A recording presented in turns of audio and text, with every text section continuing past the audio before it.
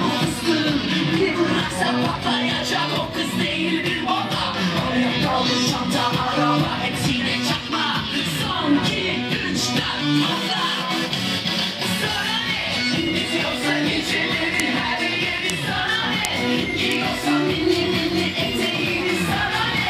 Yapıyorsa erkeklerin yüreğini sana ne? Sana ne? Çok güzelsin, çok özelsin, seni yerim, bitiririm. Bak bitersin, bana güvenme, seni yerim, bitiririm. Kullanmadan çatal kaşık sarı etme.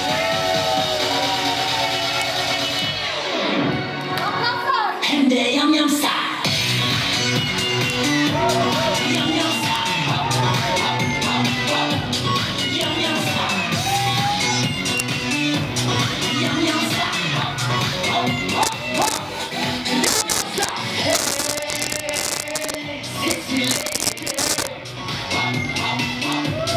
Yam yam style. Hey, adı neydi?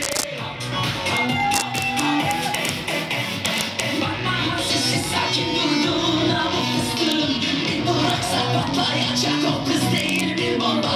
Oraya kaldı çanta, araba, hepsine çakma. Son 2, 3, 4 patla. Sana ne? İzliyorsa geceleri her yeri sana ne? Giyiyorsa mini mini eteğini sana ne? Yakıyorsa erkeklerin yüreğini sana ne? Sana ne? Çok güzelsin, çok özelsin, seni yerim, bitiririm. Bak bitersin, bana güvenme, seni yerim, bitiririm. Kullanmadan çatal kaşık sarı ekmek.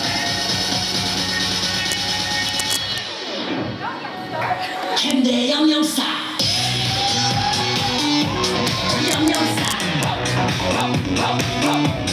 Yam yam style. Yam yam style. Yam yam style. Hey, sexy lady. Yam yam style. Adı neydi? Adam ol, adamım adam ol. Kızı sıkma sakın, üstüne gitme, ağır ol. İstiyor, o da seni istiyor. Vakti geldiğinde sen de hazır ol. Hem de yam yam style. Sexy lady.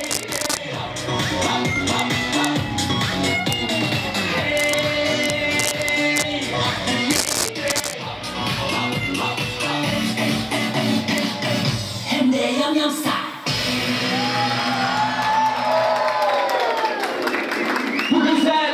Bu güzel bayanlara bir alkış istiyorum. Evet, Atilla Taş ve melekleri.